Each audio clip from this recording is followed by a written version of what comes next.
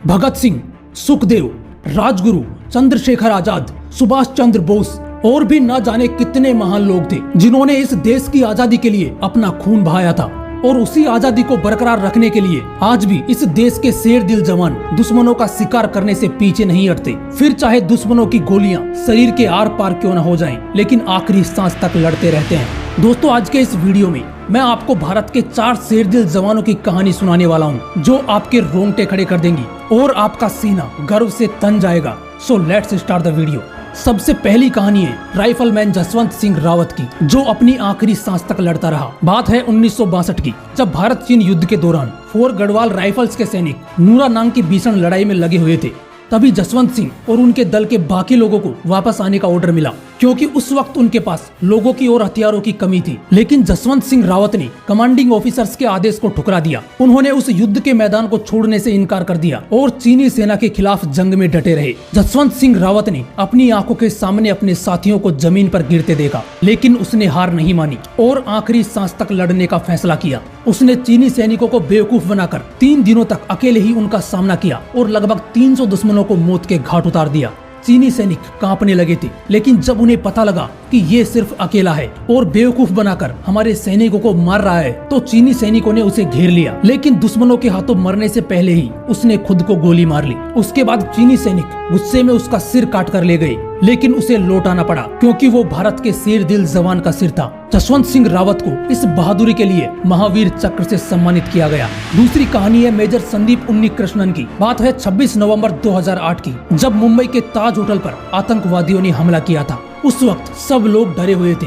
राष्ट्रीय सुरक्षा guard NSG ने आतंकवादियों का पता लगाने और होटल में मौजूद लोगों को बचाने के लिए ऑपरेशन ब्लैक टोर्नेडो को आगे बढ़ाया। Major Sandeep Unnikrishnan special action group SAG के टीम कमांडर थे। वो और उसकी टीम के 10 कमांडो होटल में घुसे और सावधानी के साथ आगे बढ़ रहे थे। अंदर का नजारा बाहर से भी ज्यादा दिल दहला देने वाला था। चारों तरफ खून ही खून बिखरा पड़ा था। उन लाशों के ढेर में उन्होंने ऐसे लोगों की तलाश शुरू की जो जिंदा हैं और जिन्हें मदद की जरूरत है। वो ऊपर के फ्लोर पर जाने ही वाले थे कि उन्होंने एक टेबल के नीचे एक आदमी और एक महिला को दर्द से तड़पते हुए देखा, जिन्हें 2 बार गोलियां मारी गई थी, लेकिन वो जिंदा थे। मेजर उन्नीकृष्णन ने तुरंत उन्हें होटल से बाहर पहुंचाया। तभी उन्हें ऊपर की मंजिल पर गोलियों की और चीखने की आवाज सुनाई दी। ये आवाज उन लोगों की थी जिन्हें आतंकवादियों ने बंदूक की नोक पर एक कमरे में बंद कर रखा था। जैसे ही टीम सीढ़ियां चढ़ने लगी, तो आतंकवादियों ने ऊपर से उन पर फायरिंग शुरू कर दी। कुछ मिनटों बाद उन्होंने एक हैंड ग्रेनेड फेंका, जो सीढ़ियों पर आकर फट गया। SAG की टीम और आतंकवादियों के बीच गोलाबारी होती रही। इसी बीच उन्नीकृष्णन की टीम के एक प्रमुख सदस्य सुनील जोधा को सीने में 2 गोलियां लगी। उन्होंने अपनी टीम के सदस्यों को सुनील जोधा को सुरक्षित जगह पर ले जाने के लिए कहा और खुद अपनी सुरक्षा के बारे में सोचे बिना अकेले ही कमरे में चले गए। अब स्थिति और भी खतरनाक हो चुकी थी, क्योंकि मेजर उन्नीकृष्णन को कवर देने वाला कोई भी नहीं था। वो कमरे में घुसे और एक टूटी कुर्सी के पीछे छिप गए और एक हैंड ग्रेनेड खिड़की के पास फेंक दिया। ग्रेनेड फटा, लेकिन वहाँ पर कोई भी नहीं था। वो अपनी बंदूक MP5 के साथ आगे बढ़ने लगे। तभी अचानक पास में रखी एक टेबल के नीचे से AK-47 के फायरिंग की आवाज सुनाई दी और उस मुठभेड़ में मेजर उन्नीकृष्णन को गोली मार दी गई। उनके अंतिम शब्द थे, ऊपर मत आओ, मैं उन्हें संभाल लूंगा। मेजर उन्नीकृष्णन और उनकी टीम के इस ऑपरेशन ने 14 लोगों की जान बचाई, जिसके लिए उन्हें अशोक चक्र दिया गया। ऐसी ही एक कहानी है मेजर सोमनाथ शर्मा की।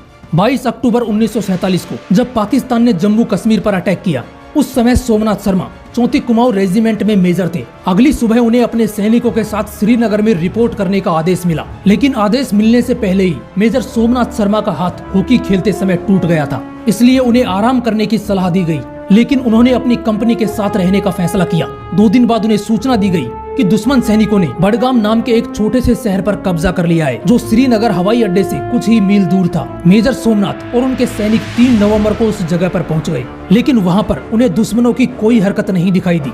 इसलिए 2 कंपनियों को वापस श्रीनगर ले जाया गया। केवल मेजर शर्मा के नेतृत्व वाली D कंपनी को रुकने के लिए कहा गया, लेकिन दोपहर करीब 3 बजे पश्चिम की ओर से लगभग 700 दुश्मन सैनिकों ने उन पर अचानक हमला कर दिया। कुछ ही मिनटों में वो दुश्मनों से घिर गए थे। कई भारतीय जवान वहां पर शहीद हो गए। मेजर शर्मा अपने एक हाथ से दुश्मनों से लड़ रहे थे और साथ ही अपने सैनिकों को मोटिवेट कर रहे थे कि हमें हार नहीं माननी है, आखिरी सांस तक लड़ना है। इन्होंने भी कई दुश्मन सैनिकों को मौत के घाट उतार दिया। तभी एक ग्रेनेड मेजर शर्मा के पास आकर फटा, जिससे वो वहीं पर शहीद हो गए। लेकिन उनके नेतृत्व में भारतीय सैनिक उनकी वीरता और देश के लिए इतना प्यार देखकर वो इतने मोटिवेट हुए कि 6 घंटे तक दुश्मनों से लड़ते रहे। कुछ देर बाद रीइंफोर्समेंट टीम एयरपोर्ट पर उतरी और स्थिति पर काबू पाया। दोस्तों, मेजर सोमनाथ शर्मा की वीरता के लिए उन्हें परमवीर चक्र से सम्मानित किया गया और ये पुरस्कार पाने वाले वो पहले आदमी थे। दोस्तों, ऐसी ही एक रोंगटे खड़े कर देने वाली कहानी है सूबेदार योगेंद्र सिंह यादव की, जिन्होंने मौत को भी मात दे दी और आज भी जिंदा है। बात है 1999 की, जब कश्मीर पर एक बार फिर हमला हुआ और पाकिस्तानी सैनिकों ने टाइगर हिल पर कब्जा कर लिया। वहां पर मौजूद भारतीय सेना के जवान दुश्मनों से घिर चुके थे। वो मई था जब सूबेदार योगेंद्र सिंह यादव घातक कमांडो प्लाटून का हिस्सा थे। उन्हें दुश्मनों पर हमला करने और किसी भी कीमत पर टाइगर हिल पर वापस कब्जा करने का आदेश मिला। देरी ना करते हुए वो जल्द ही 16,000 फीट की ऊंचाई पर चढ़ने लगे। उन्हें 90 डिग्री पर सीधी चढ़ाई करनी थी। एक भी गलत कदम उनकी जान ले सकता था। इसलिए सूबेदार यादव ने खुद के जान की परवाह किए बिना पहले पहाड़ पर चढ़ने का फैसला किया, ताकि वो बर्फ में एक रस्सी लगा सके और उनके साथी आसानी से उसके पीछे आ सके। वो एक अंधेरी रात थी जब उन्होंने देश की रक्षा के लिए इस मिशन की शुरुआत की।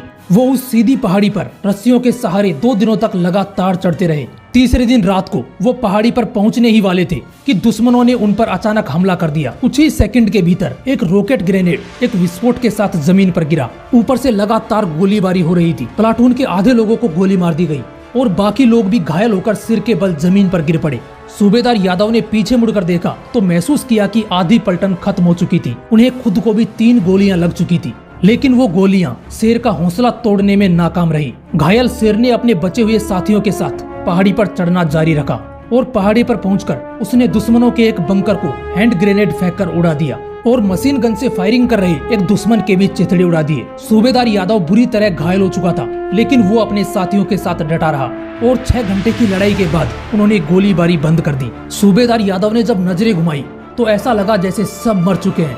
अगली सुबह कुछ पाकिस्तानी सैनिक वहां पर ये देखने के लिए आए कि कोई जिंदा तो नहीं बचा है, लेकिन तभी सूबेदार यादव और उनके कुछ साथियों ने उन पर हमला कर दिया और उन्हें मार डाला। गोलियों की आवाज सुनकर पाकिस्तान के 30 से ज्यादा सैनिक वहां पर आ गए, लेकिन सूबेदार यादव और उनके साथियों के पास गोला बारूद खत्म हो चुके थे। उन्होंने 2 सैनिकों को सूबेदार यादव की आंखों के सामने गोली मार दी। सूबेदार यादव ने मरने का नाटक किया, लेकिन फिर भी दुश्मनों ने उसके सीने में 2 गोलियां मारी। जिंदा होने के बावजूद सूबेदार यादव ने एक आवाज तक नहीं की। जब दुश्मन वहां से लौटने लगे तो सूबेदार यादव ने अपनी जेब से ग्रेनेड निकालकर दुश्मन के सिर पर दे मारा, जिससे उसके सिर के चिथड़े उड़ गए। कुछ ही देर में वहां पर दूसरी प्लाटून आ पहुंची और उसके बाद उन्होंने वापस टाइगर हिल पर तिरंगा लहरा दिया। सूबेदार सिंह यादव 15 गोलियां लगने के बाद भी अपनी कहानी बयां करने के लिए जिंदा थे। उन्हें उनकी बहादुरी के लिए परमवीर चक्र से सम्मानित किया गया। लड़े जंग वीरों की तरह जब खून खोल फौलाद हुआ, मरते दम तक डटे रहे, तब जाके देश आजाद हुआ। वो अपने खून के कतरों से इस देश को पानी देते हैं। जब देश में कोई संकट हो, अपनी कुर्बानी देते हैं। जय हिंद, वंदे मातरम।